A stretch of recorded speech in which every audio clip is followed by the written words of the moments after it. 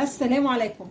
النهارده ان شاء الله هنعمل كوارع بطشه الصلصه كده والثوم والخل، حاجه كده تحفه جدا. تعالوا بقى نسمي الله ونشوف عملنا الكوارع الجميله دي ازاي. بشويه ميه كده على النار، والميه ما فيهاش اي حاجه، ميه بس. وبعدين هضيف ليها قطع الكوارع انا مقطعاها ونقعتها حوالي 10 دقايق كده في ميه وملح بدقيق، وعصرت ليمونتين.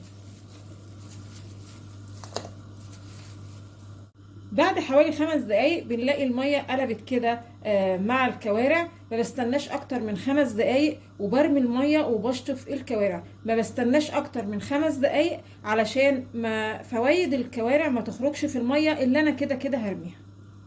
انا بس بسيبها تغلي على البوتاجاز حاجة زي 5 دقايق مش اكتر من كده، علشان بس اخرج منها اي زفارة او اي طعم مش حلو للكوارع.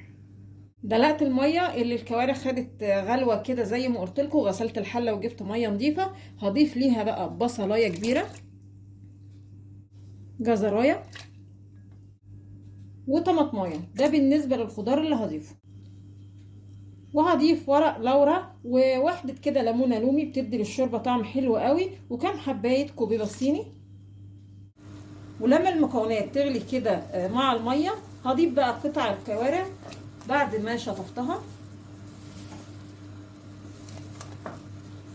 وهدي النار شويه وهغطي الحله وهسيب الكوارع كده تستوي على نار تكون هاديه شويه. الكوارع خلاص كده بختبرها بالشوكه، لما الاقي الشوكه كده بتدخل بسهوله يبقى كده خلاص استوت. وجمال الكوارع تبقى مستويه حلو، لا هي مهريه ولا هي ناشفه يبقى صعب ان احنا نقطمها. السوى الحلو مجرد ما ادخل الشوكه كده الاقيها داخله بسهوله، يبقى كده تمام قوي. وهظبط الملح تقلبتين كده بس علشان الملح يتوزع في الشوربه وعلى الكوارع، وهطفي على كده. بعد كده هجيب طاسه بمعلقه سمنه وهضيف كده 3-4 فصوص ثوم مهروسين وهشوحهم كده. بعد ما ريحه الثوم بتظهر كده، مش لازم يعني يحمر، هضيف عصير طماطم، وهضيف توابل، رشه كمون، رشه فلفل اسمر، حاجه بسيطه ملح لان الكوارع احنا مملحينها. وهعزز لون الطماطم بمعلقه كبيره كده صلصه.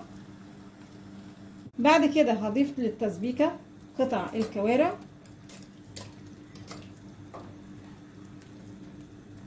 ههدي النار وهغطي الكوارع وهسيبهم كده الكوارع مع التسبيكه ياخدوا تسبيكه كده مع بعض.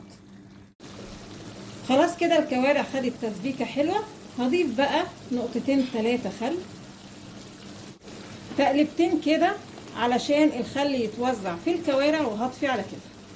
وده الشكل النهائي معانا للكوارع. يا رب النهارده الفيديو البسيط ده يكون عجبكم، وانتظرونا ان شاء الله بفيديو جديد، وما تنسوش الاشتراك في القناه.